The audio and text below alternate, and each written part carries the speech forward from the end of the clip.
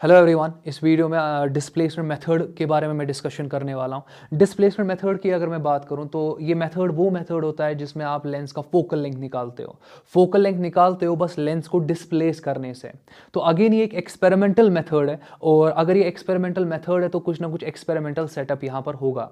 इस experimental setup में आपके पास एक ऑब्जेक्ट होता है, एक स्क्रीन होता है जो कि फिक्स डिस्टेंस पे होते हैं। दैट मीन्स उनके बीच का डिस्टेंस चेंज नहीं होता है, और इन्हीं दो ऑब्जेक्ट और इमेज के बीच में आप एक लेंस को रखते हो और वो लेंस को आप डिस्प्लेस कर सकते हो। तो डायरेक्टली मैं सेटअप पे आ जाता हूं और हम यहां पर सीखते हैं डिस्प्लेसमेंट मेथड को कैसे हम फोकल लेंथ को निकालेंगे। तो आप देखते जाओ, आपके पास यहां पर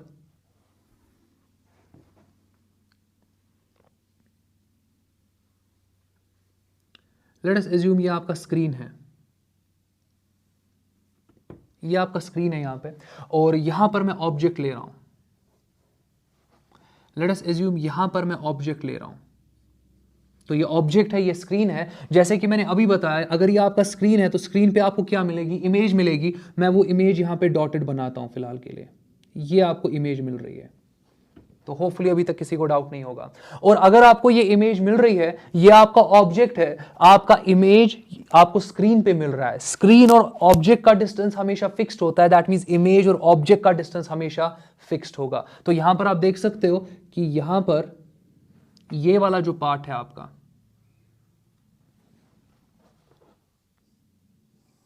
ये वाला पार्ट फिक्स्ड है और इसको आप डी से रिप्रेजेंट करते हो। इसको आप डी से रिप्रेजेंट करते हो। फर्दर अब मैं क्या करने वाला हूं, मैं यहां पर ऑब्जेक्ट और स्क्रीन के बीच में अब एक लेंस को इंट्रोड्यूस करने वाला हूं। आप देखते जाओ, यहां पर मैं एक लेंस को इंट्रोड्यूस करने वाला हूं। ये आपका लेंस है, और लेंस को आपने फिलहाल के लिए यहां पे रखा और आपको स्क्रीन पर एक शार्प इमेज मिल रही है इसी लेंस की वजह से, क्योंकि यहां पर कुछ रेज आएंगी, वो कन्वर्ज हो जाएंगी स्क्रीन पे और स्क्रीन पे आपको इमेज मिलेगी। अच्छा, यहां पर ऑब्जेक्ट और लेंस के बीच का सेपरेशन यू होता है ना, तो मैं इसको लिख सकता हूं ना, ये सेपरेशन आपका यू होगा। सिमिलरली जो आपकी इमेज और लेंस के बीच का सेपरेशन होता है वो वी कहलाता है ना, तो दैट मींस यहां पर ये सेपरेशन जो आपका होगा,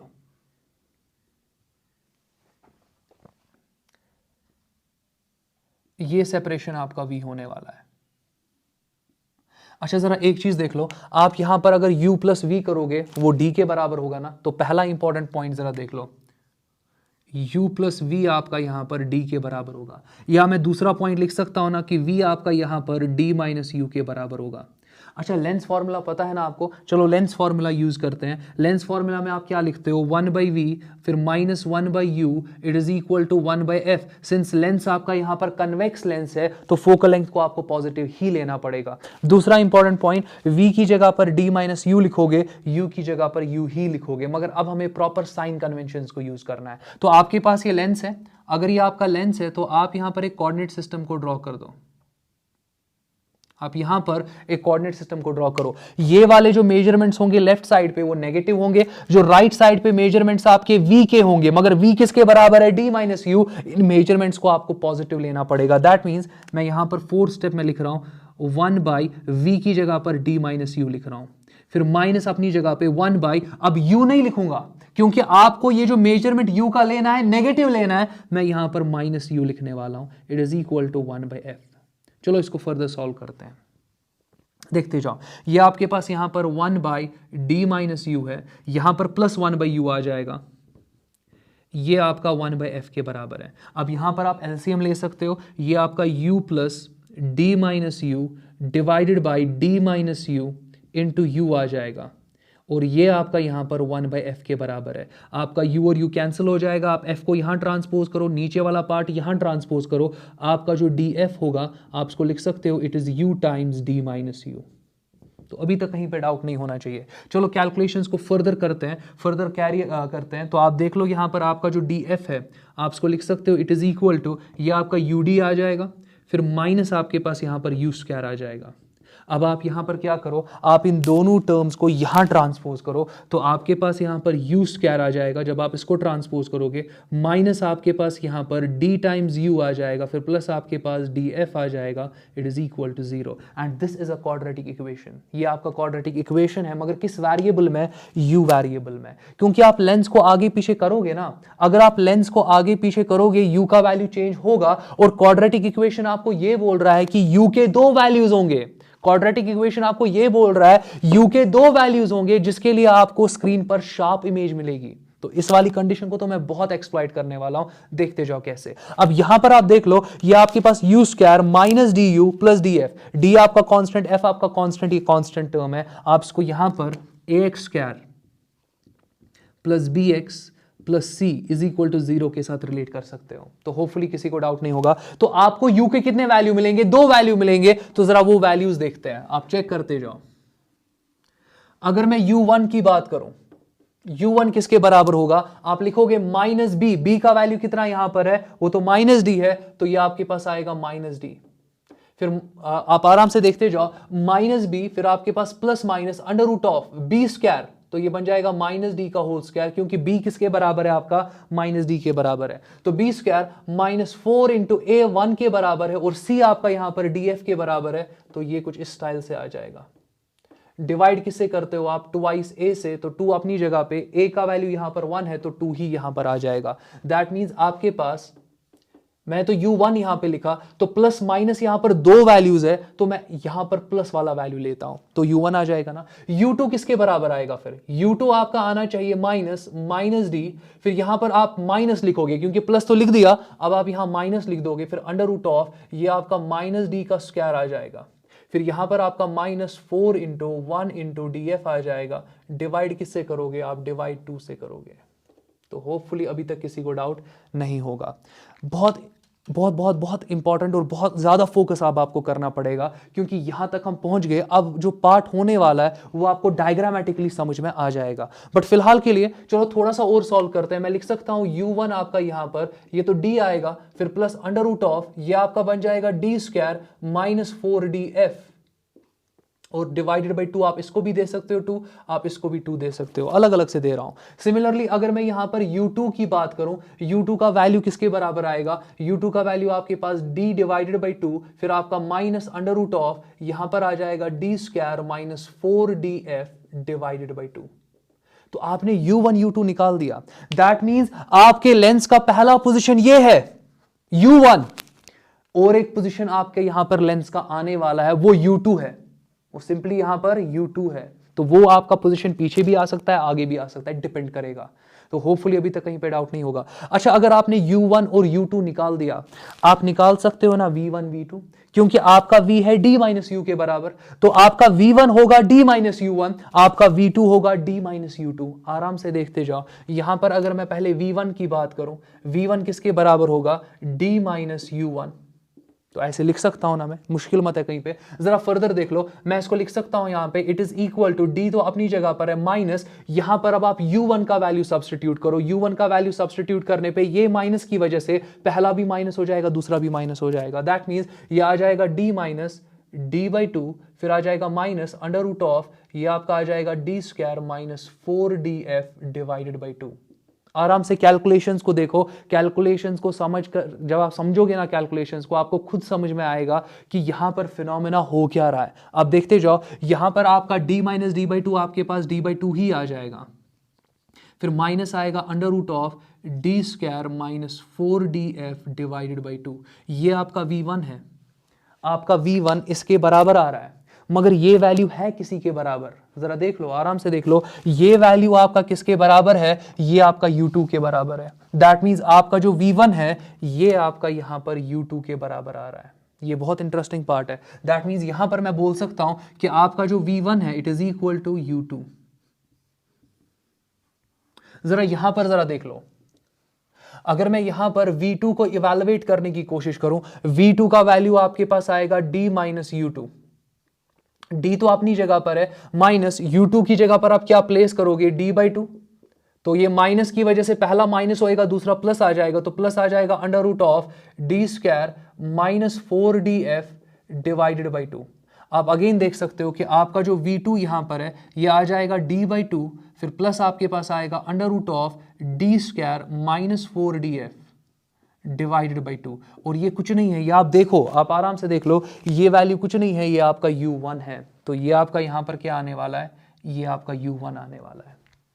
तो अभी तक किसी को डाउट नहीं होना चाहिए। तो v2 जो आपके पास है वो आपका u1 के बराबर आने वाला है। अब इंटरेस्टिंग पार्ट देख लो क्या है, यहां पर मैं इस u को एज्यूम करता हूं कि ये मेरा u1 है, मुश्किल मत है कहीं पे, और मैं एज्यूम कर रहा हूं कि अगर ये u1 है तो ये क्या होने वाला है, ये v1 होने वाला है।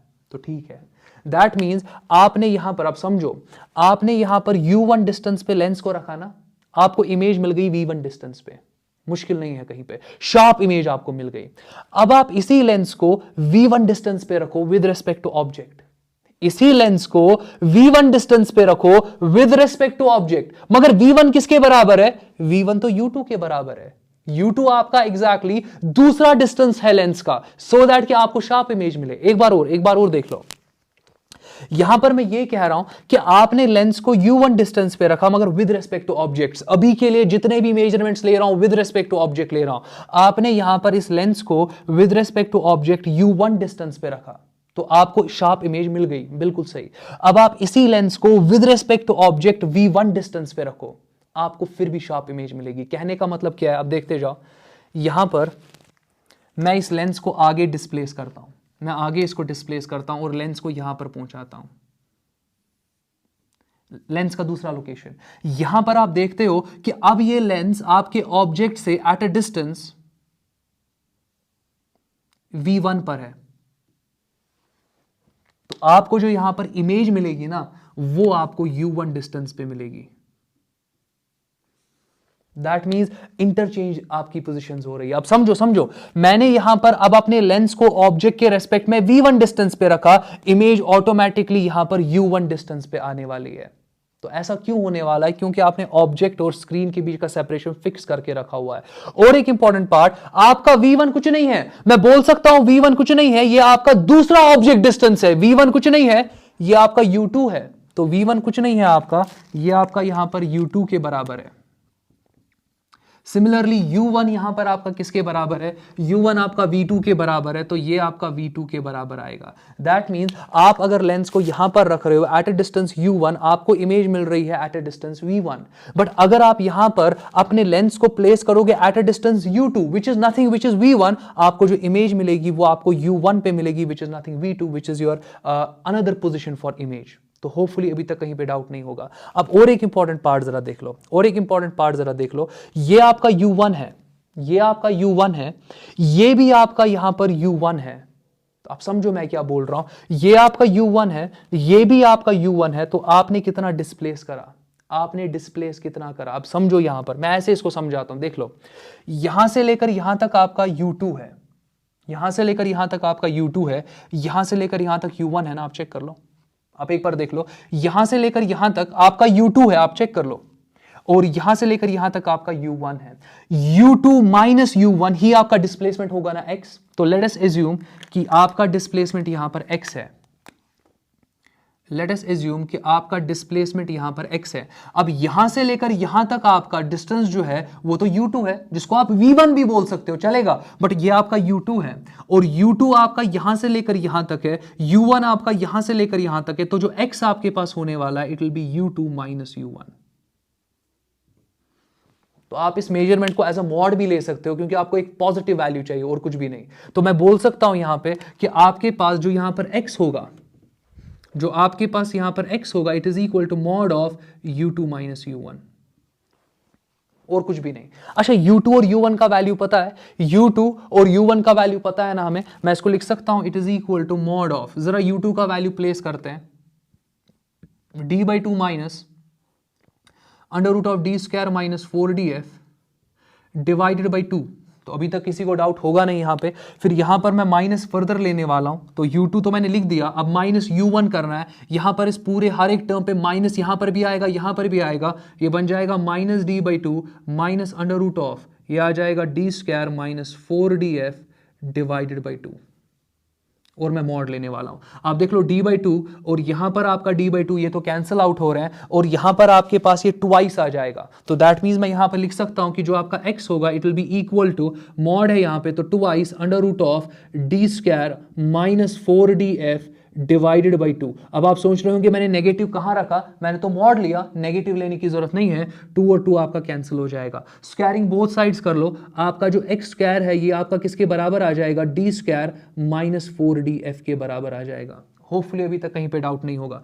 फर्दर अगर कैलकुलेशंस को यहां पर कैरी आउट करो तो आप देख सकते हो कि आपका यहां पर x स्क्वायर जो है it is equal to d² minus 4df। आप यहां पर माइनस 4df को ट्रांसपोज करो, x स्क्वायर को ट्रांसपोज करो, आपका जो यहां पर 4df है ये आपका आ जाएगा d² माइनस x स्क्वायर। तो फर्दर अगर मैं बात करूं f का वैल्यू आपका किसके बराबर आ जाएगा, it will be equal to d² minus x square divided by 4d।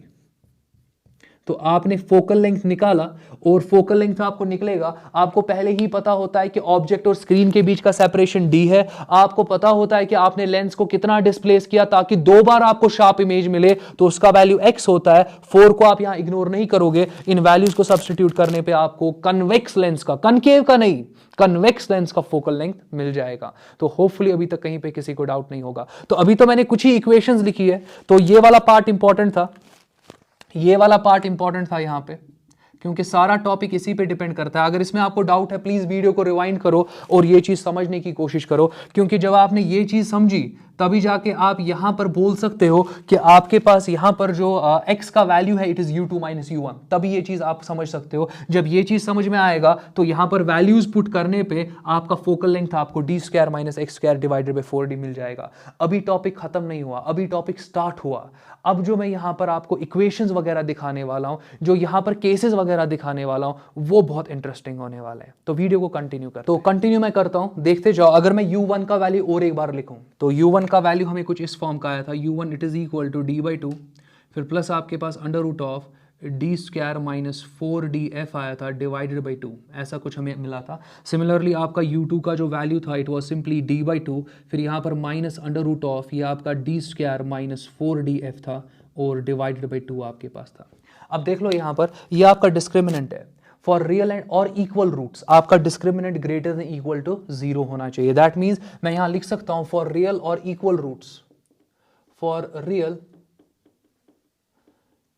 Equal हो भी सकते हैं या अनइक्वल आपके रूट्स हो सकते हैं, बट फॉर रियल रूट्स मैं लिख सकता हूं यहां पे आपका d² माइनस 4df जो है it has to be greater than equal to 0। ये पार्ट बहुत इंटरेस्टिंग है, देखते जाओ। यहां पर इसका मतलब ये होगा कि आप d को कॉमन निकालो तो आपका d माइनस 4f जो है it has to be greater than equal to 0। तो मैं d को यहां पर ग्रेटर देन इक्वल टू 0 रख सकता हूं, या मैं यहां पे d माइनस 4f को यहां पर ग्रेटर देन इक्वल टू 0 रख सकता हूं।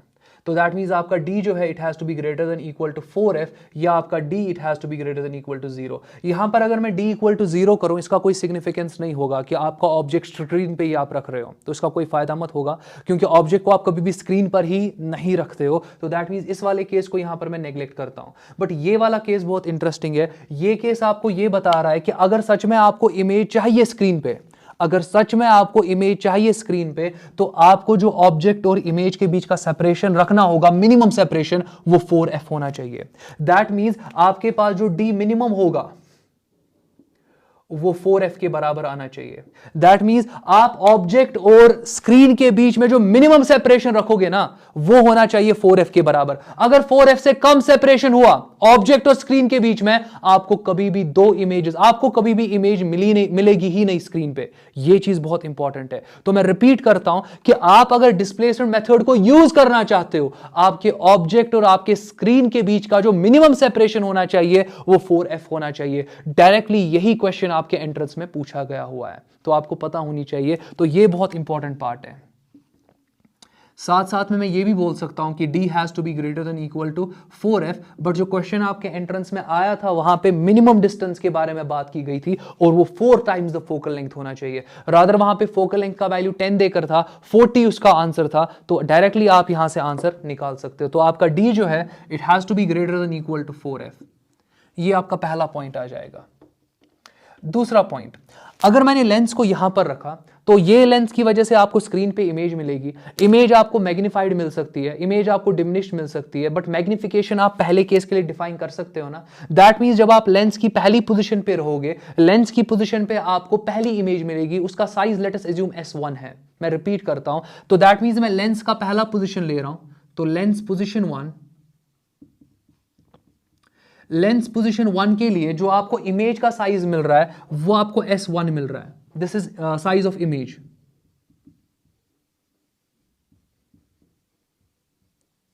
तो इसमें किसी को डाउट नहीं होना चाहिए। फर्दर अगर मैं बात करूं, ऑब्जेक्ट का साइज SO से आप रिप्रेजेंट कर सकते हो। This is size of object. Magnification क्या होता है आपका, size of image divided by size of object, मगर ये पहला पोजीशन के लिए मैग्निफिकेशन है, पहली पोजीशन के लिए मैग्निफिकेशन है। मैं M1 को लिख सकता हूं ना S1 बाय S0 लिख सकता हूं ना। आप देख लो और एक बार, मैं यहां पर M1 लिख रहा हूं, it is equal to S1 divided by S0, मगर मैग्निफिकेशन होता है ना V बाई U।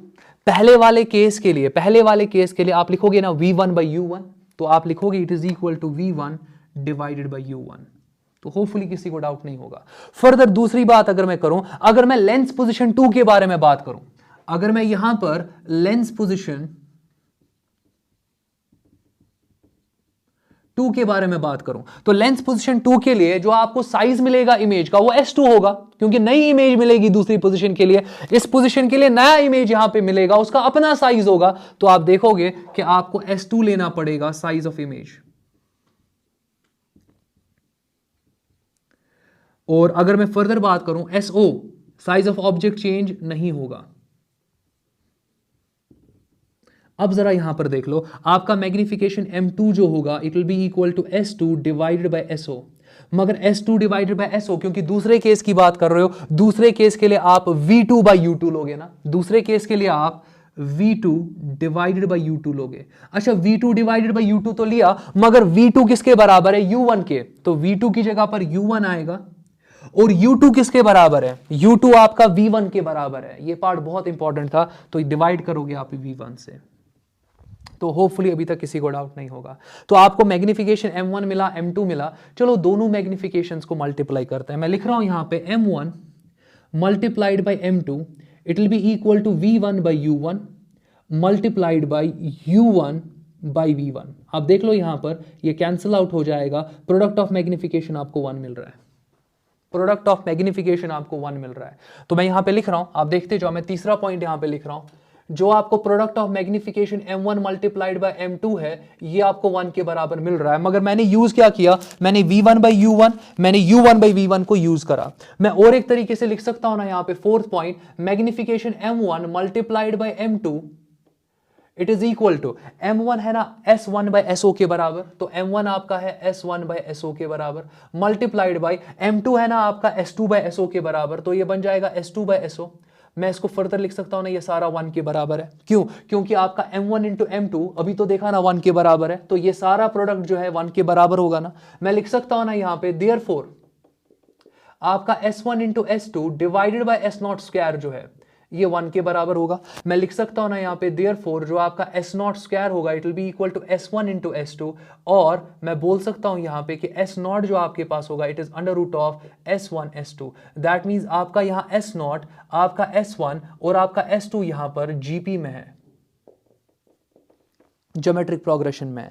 तो अगर आपको दो इमेजेस का साइज देकर होगा ना, आप ऑब्जेक्ट का साइज डायरेक्ट निकाल सकते हो इस फॉर्मूला से। तो ये बहुत इंपॉर्टेंट पार्ट आने वाला है, ये वाला पार्ट बहुत इंपॉर्टेंट है। सिमिलरली ये वाले पार्ट बहुत इंपॉर्टेंट है, इनको पेन डाउन करो। डिस्प्लेसमेंट मेथड में यही चीजें आपको पता होनी चाहिए, इन्हीं चीजों पे क्वेश्चन पूछे जाते हैं आपसे। तो होपफुली अभी तक कहीं डाउट नहीं होगा। ये वाला पार्ट बहुत इंपॉर्टेंट है, ये वाला पार्ट बहुत ज्यादा इंपॉर्टेंट है, और यहां पर आपके पास ये वाला पार्ट बहुत इंपॉर्टेंट है। इन्हीं पे क्वेश्चंस आपके आ जाते हैं, पूछे जाते हैं, सॉरी। तो फर्दर अगर मैं बात करूं, आप यहां पर मैग्निफिकेशन को यूज करके फोकल लेंथ भी निकाल सकते हो, मैग्निफिकेशन को यूज करके फोकल लेंथ निकाल सकते हो। अगेन मैं उसको डिराइव नहीं करूंगा, आप वो खुद से डिराइव कर लेना, क्योंकि वो टाइम थोड़ा ले लेगा। तो फिलहाल के लिए मैं डायरेक्टली इक्वेशन आपको देता हूं, उसका डेरिवेशन उतना इंपॉर्टेंट नहीं है। तो यहां पर अगर आप मैग्निफिकेशन को यूज करोगे ना, मैग्निफिकेशन को यूज करके आप इसी लेंस का फोकल लेंथ निकाल सकते हो, और वो इक्वेशन मैं यहां पे 5th लिखने वाला हूं। और ये बहुत इंपॉर्टेंट इक्वेशन है। इवन आप देखोगे कि नेक्स्ट वीडियो में जो मैं डिस्प्लेसमेंट मेथड पे आपको कुछ न्यूमेरिकल्स दिखाऊंगा वो आप सॉल्व कर सकते हो इस फॉर्मूला को यूज करके। तो फॉर्मूला क्या आपके पास है कि focal length it is equal to x. X क्या था आपके पास? डिस्प्लेसमेंट। एक्स आपके पास था ना ये वाला डिस्प्लेसमेंट, ये वाला डिस्प्लेसमेंट। तो मल्टीप्लाई किससे करोगे यहां पर? m1 into m2 divided by m1 minus m2। ये भी एंट्रेंस में पूछा गया है। तो वहां पर क्या था एग्जैक्टली कि आप बहुत सारे सोच सकते हो कि यहां पर m1 m2 तो 1 के बराबर होता है, बिल्कुल सही। बट वो m1 m2 को अगर यहां पर लिखे नीचे लिखे तो चलेगा ना, एक ही बात है। तो यहां पर आप देख सकते हो, मैं इसको ऐसे भी लिख सकता हूं, और आपका जो फोकल लेंथ है it is equal to x divided by mod of m1 minus m2। ये फोकल लेंथ का इक्वेशन आपको पता होना चाहिए। तो हाँ, मैं ये रिजल्ट दिखा रहा हूं, ये रिजल्ट आपको मे बी बुक में कहीं पे मिल जाए, वहां पर m1 m2 न्यूमरेटर में होगा, बट m1 m2 कुछ नहीं है, वो तो 1 के बराबर होता है ना। तो वो चीज अगर आपको पता है, आप इस फोकल लेंथ को स्टाइल में लिख सकते हो। अगर आंसर ऐसे भी दिया होगा, कंफ्यूज नहीं होना है, आप ऐसे लिखो या ऐसे लिखो, एक ही बात है। अगेन ये इक्वेशन बहुत इंपॉर्टेंट है, अगेन इक्वेशन बहुत इंपॉर्टेंट है। तो होपफुली अभी तक कहीं पे किसी को भी डाउट नहीं होगा। तो ये आप देख सकते हो, ये सारा जो डिस्कशन था ये डिस्प्लेसमेंट मेथड पे था। तो अगर मैं बात यहाँ पे करूँ, आपको पता होना चाहिए कि अगर फॉर एग्जांपल आप दो लेंस की पोजीशंस को, अगर आप एक लेंस को डिस्प्लेस कर रहे हो तो कितना डिस्प्लेस कर रहे हो, ताकि आपको 2 बार यहाँ पर इमेज मिल जाए, शार्प इमेज मिल जाए। तो यहाँ पर आपके लिए बहुत इंपॉर्टेंट था ये वाला पार्ट। इस वाले पार्ट से आपको पता चला कि आपके ऑब्जेक्ट और स्क्रीन के बीच का मिनिमम सेपरेशन कितना होना चाहिए। फिर हमने फर्दर यहाँ पर मैग्निफिकेशंस के प्रोडक्ट को एनालाइज किया। मैग्निफिकेशंस का प्रोडक्ट 1 के बराबर होता है। इसको फर्दर एनालाइज करने पे हमने देखा कि ऑब्जेक्ट का जो साइज होता है और जो दो इमेजेस आपको शार्प इमेजेस आपको स्क्रीन पे मिलेगी, उनका जो साइज होता है, वो तीनों जो आपके साइजेस है वो आपस में जीपी में होते हैं। और लास्ट में हमने फोकल लेंथ यहां पे इवैल्यूएट किया मैग्निफिकेशन को यूज करके। अगर आपको दोनों इमेजेस का मैग्निफिकेशन पता है, क्योंकि लेंस की 2 पोजीशन के लिए आपको 2 मैग्निफिकेशन मिलेगी, अगर आपको दोनों मैग्निफिकेशंस का वैल्यू पता है, आप वहां पे फोकल लेंथ निकाल सकते हो। तो होपफुली अभी तक कहीं पे भी डाउट नहीं होगा। वीडियो कंक्लूड करने से पहले लास्ट पॉइंट मैं आपको ये बताता हूं, अगर आप डी मिनिमम को 4f के बराबर रखोगे, अगर डी मिनिमम को आप 4f के बराबर रखोगे, इसका मतलब ये होगा कि आपका u1 जो है वो d/2 के बराबर आएगा, u2 भी आपका d/2 के बराबर आएगा। एक बार और देख लो, अगर आप यहां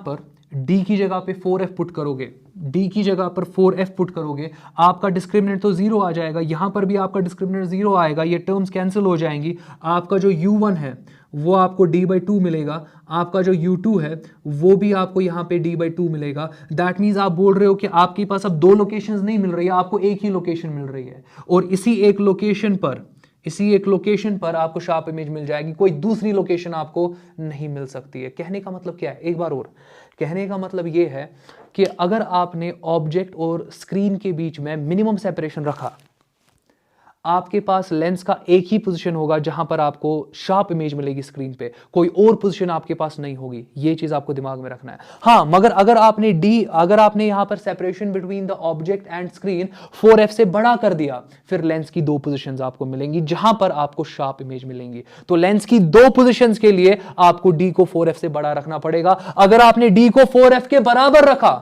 तो फिर लेंस की आपको एक ही पोजीशन मिलेगी जहां पर शार्प इमेज आप ऑब्टेन कर सकते हो। तो लेंस की एक पोजीशन के लिए शार्प इमेज ऑब्टेन होगी, कोई दूसरी वहां पर आपके पास लोकेशन लेंस की नहीं होगी, क्योंकि u1 भी d/2 आ रहा है, u2 भी आपका d/2 के बराबर आ रहा है। तो अगेन यहां पे क्वेश्चन क्या पूछा जा सकता है, आपको बोला जा सकता है कि लेट अस अज्यूम कि आप मिनिमम सेपरेशन रख रहे हो बिटवीन ऑब्जेक्ट एंड स्क्रीन, और वो 40 सेंटीमीटर है। तो आपने रख दिया 40 सेंटीमीटर, फिर आपको बोला जा रहा है कि ये तो मिनिमम सेपरेशन है, बताओ जी कि ऑब्जेक्ट और लेंस के बीच का सेपरेशन क्या होगा? d/2, डायरेक्टली 40/2 20, खत्म। दैट मीन्स ये वाला पार्ट आपको अच्छे से समझ में आना चाहिए। ये बहुत इंटरेस्टिंग पार्ट था। तो अगेन नेक्स्ट वीडियो में हम कुछ न्यूमेरिकल्स देखने वाले हैं। वो न्यूमेरिकल जब मैं डिस्कस करूंगा तो यही फॉर्मूले आपकी यूज होने वाली है। तो आज के लिए इतना काफी, बाकी नेक्स्ट टाइम टेक केयर।